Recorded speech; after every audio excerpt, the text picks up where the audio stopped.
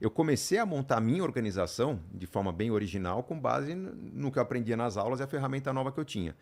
É, o que eu fiz? Eu montei o orçamento clássico, o quanto que eu ganhava, o quanto que eu gastava. O quanto eu ganhava variava bastante, porque eu era professor. Esse processo que você passou a ganhar mais dinheiro, como que você lidou com mais dinheiro entrando? Olha, foi interessante porque eu já comecei a minha carreira ainda jovem com uma organização que poucas pessoas tinham, porque eu sou aquela geração que pela primeira vez viu internet e as ferramentas mais tecnológicas, o Microsoft Office, por exemplo. Então, eu estava na faculdade quando surgiu o Excel. Então, a partir do momento que eu soube usar aquela ferramenta que era uma novidade, o Excel, eu estava aprendendo sobre a lógica dos juros compostos, né, do como que o dinheiro se multiplica ao longo do tempo, a matemática financeira. Eu comecei a montar a minha organização de forma bem original, com base no que eu aprendia nas aulas e a ferramenta nova que eu tinha. É, o que eu fiz? Eu montei o orçamento clássico, o quanto que eu ganhava, o quanto que eu gastava. O quanto eu ganhava variava bastante, porque eu era professor. Então, eu comecei como professor de inglês, depois virei professor de finanças, e ali, num ano normal, num mês sensacional, eu ganhava talvez uns 10, 11 mil reais. E num mês muito fraco, férias, eu ganhava 400, 500 reais. Né? Então, oscilava muito a minha renda. Então, eu fiz uma organização que envolvia uma leitura do gráfico, né? do quanto que o dinheiro entrava em cada mês, mas o quanto que eu deveria ter de reserva, aí veio o conceito de reserva de emergências, né? Do quanto que eu deveria ter de reserva para cobrir os meses de gastos que eu não teria receita nenhuma. E organizei meus gastos como qualquer pessoa faz. Moradia, saúde, transporte, alimentação.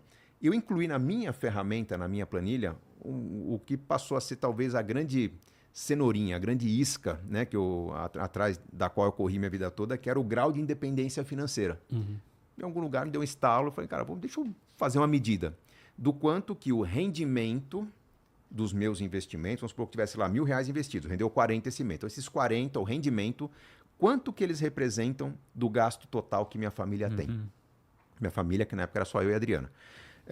Bom, começou lá. Meu dinheiro rendeu 1% do que eu gasto no mês. No outro mês, 1,2%. No outro, 1,35%. No outro, 2%. Quando eu vi que tinha um negócio muito poderoso acontecendo, que era eu trabalhar, aumentar meu patrimônio, com mais patrimônio, tinha mais renda, eu comecei a projetar, puxa, em quanto tempo será que eu chego num grau de independência financeira de 100%, né, em que o rendimento do meu patrimônio vai cobrir totalmente meus gastos? Fiz uma projeção. Essa projeção foi feita no ano 2000. Foi quando eu contei para, então, minha namorada, Adriana, falei, você está namorando um futuro milionário. Daqui a 15 anos, a gente não, porque eu estava namorando, né? Eu acho que eu chego a um patrimônio de R$ 1 milhão. Ela, porra, que bacana, que jóia, você está falando de futuro, a gente já namora há 5 anos, né? Vamos falar de casamento. Aí entrou uma conversa que bagunçou meu projeto.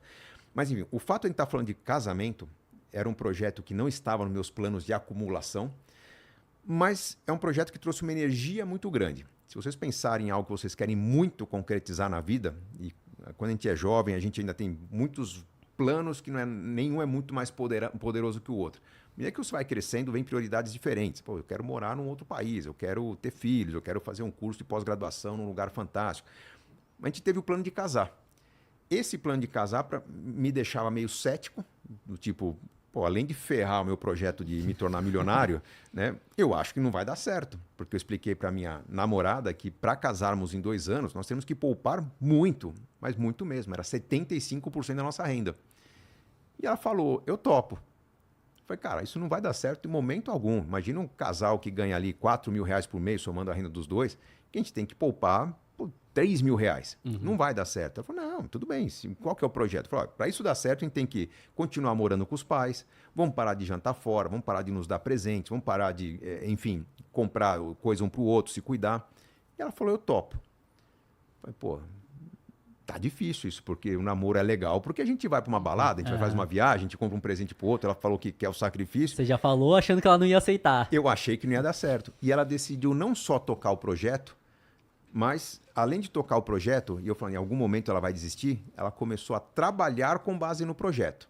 Ela vendia implantes dentários, né? Vendia insumos para dentistas. Ela, na hora de vender, ligava para o dentista lá, o dentista quer comprar os parafusos que eu tenho aqui, as próteses e tal. Não, estou com o estoque cheio.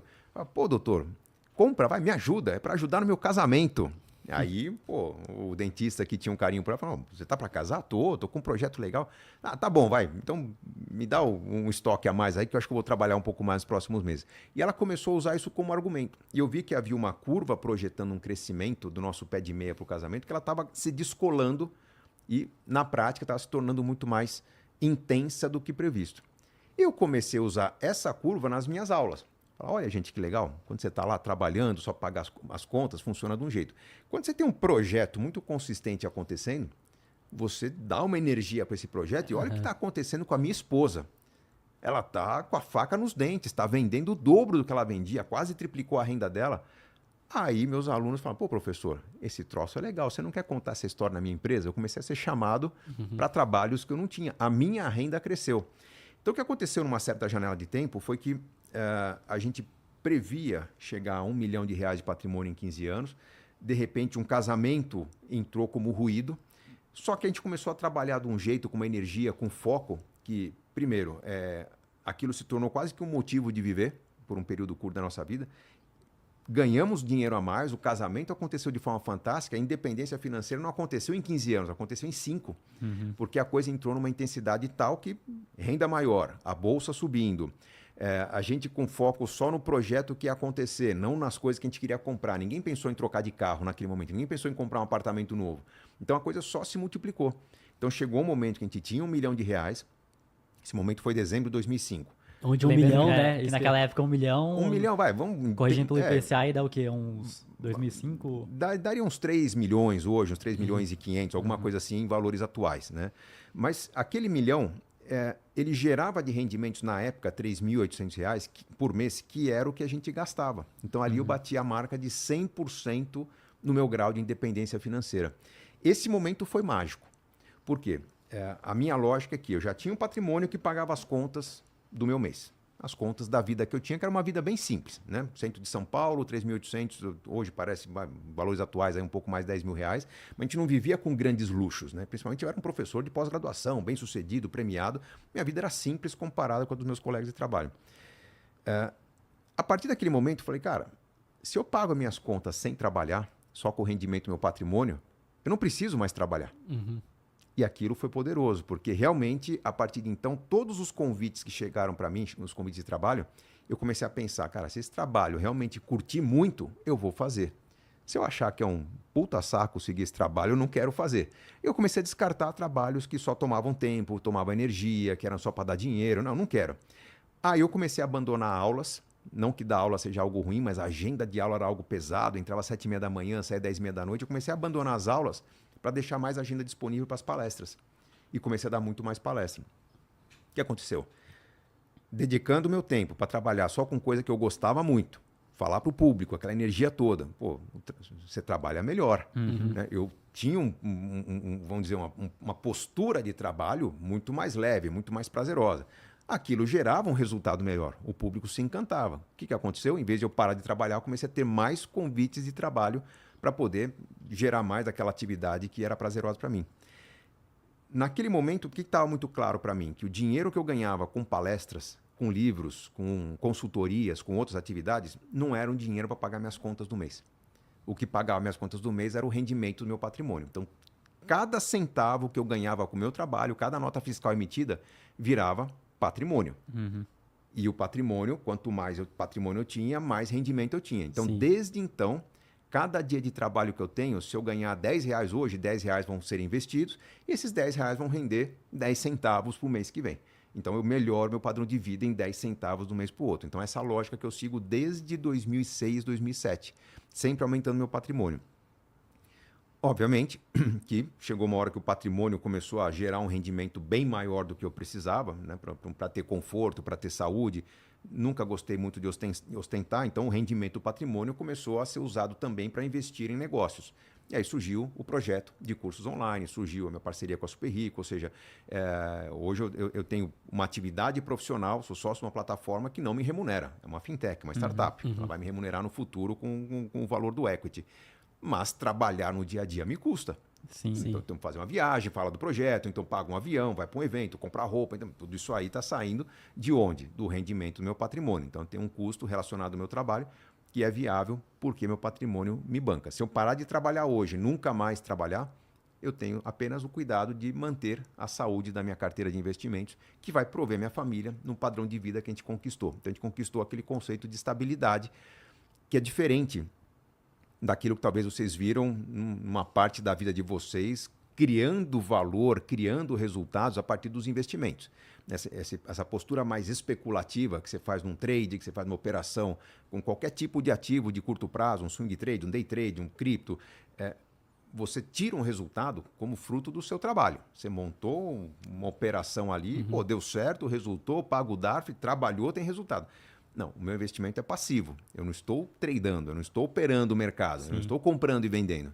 Eu tenho uma carteira que se comporta de forma muito estável, boa parte dela em renda fixa, que me provê com segurança. Poderia ter mais rendimento? Mas com certeza. Minha carteira poderia render talvez 10%, 12% a mais ao ano do que rende. Só que eu teria trabalho com isso. Então, eu não estou trabalhando com investimentos. Eu estou mantendo meus investimentos e trabalhando com educação financeira, com conhecimento. Talvez logo, logo venha um outro livro, alguma coisa nesse sentido. E um ponto interessante que você falou é que realmente atingir a liberdade financeira, muita gente pensa, eu vou ter dinheiro para viver de renda aqui, vou poder parar de trabalhar. Só que, no caso, é ter a liberdade de poder fazer o que você quiser. No seu caso, foi o quê? Que você não queria mais dar aula, você preferia as palestras e isso te gerou mais dinheiro depois. Então eu vejo que normalmente quando a pessoa faz o que ela quer com um empenho grande, quer dizer que ela consegue gerar mais dinheiro mesmo que no curto prazo não consiga, né? Todo mundo é bom, cara. Todo mundo é competente no que faz. Muitos não fazem competência porque estão pressionados pela agenda. Sim. Tem que fazer, tem que entregar. Cara, se você tá naquela vibe do tem que, você está trabalhando com um astral que não é o ideal. Né? E aí você não vai entregar o valor que você poderia. E até mesmo se você ainda não tem as habilidades o suficiente, você consegue ter tempo para desenvolver melhor essas habilidades, né? Se você ama o que você está fazendo, cara, você vai mergulhar, você vai parar a madrugada aprendendo, você vai agregar inteligência artificial, você vai ler os melhores caras do assunto. Se é alguma coisa que você gosta, vocês vão se envolver. Vocês não montaram um negócio milionário em cima de algo que vocês eram apaixonados, que eram os games. Exato, Por quê? Porque você estava num ambiente que era fácil aprender. Se tivesse que estudar uma técnica, se tivesse que estudar alguma programação para agregar um resultado, cara, para vocês está no meio que vocês gostam, que vocês curtem, né? Que vocês têm feedback do público, porra, cara, você deu uma dica legal. Então isso vai nutrindo uma forma de aprender que faz com que muita gente fala, pô, cara, você fica sentado no sofá jogando. Nós ficamos ganhando dinheiro com isso aqui. Não vira uma obrigação de, eu tenho que estar lá fazendo, que saco, né? Acaba virando algo mais prazeroso que você consegue aproveitar o processo e ainda gerar mais resultados. Pensa que louco, cara. Eu construí uma carreira em cima do mundo das finanças. Que talvez não tenha nada mais desinteressante que isso. Cara, o mundo das finanças não tem vida, não tem amor, não tem paixão, são números, né? São tensões, são brigas, disputas de mercado. Cara, mas quando você consegue conectar aquilo ao bem-estar das pessoas, cara, se transforma vidas. Então, eu me vejo nos palcos, no microfone, como estou aqui agora, diante da oportunidade de transformar vidas. Posso falar do assunto mais técnico do mundo, mas eu sei que esse assunto vai mudar a maneira das pessoas lidarem com dinheiro, com as suas escolhas, com uma vida mais leve. Então, isso é extremamente apaixonante e prazeroso. Então, eu amo o que eu faço e por isso eu não quero parar de trabalhar. Com certeza. Tanto que no nosso caso, nós gostávamos muito de fazer o conteúdo de games, e aí depois de mais ou menos 5 anos fazendo, a gente já não gostava mais tanto assim de fazer, já acabou virando meio que uma obrigação. Mas pelo fato de lá atrás nós termos muito medo de, tô ganhando um dinheiro bacana agora, é um dinheiro que eu nunca vi na minha vida, e eu não sei se daqui 10 anos eu estarei ganhando essa mesma quantidade de dinheiro, vou investir. Então, lá no começo, praticamente tudo que nós ganhávamos era investido.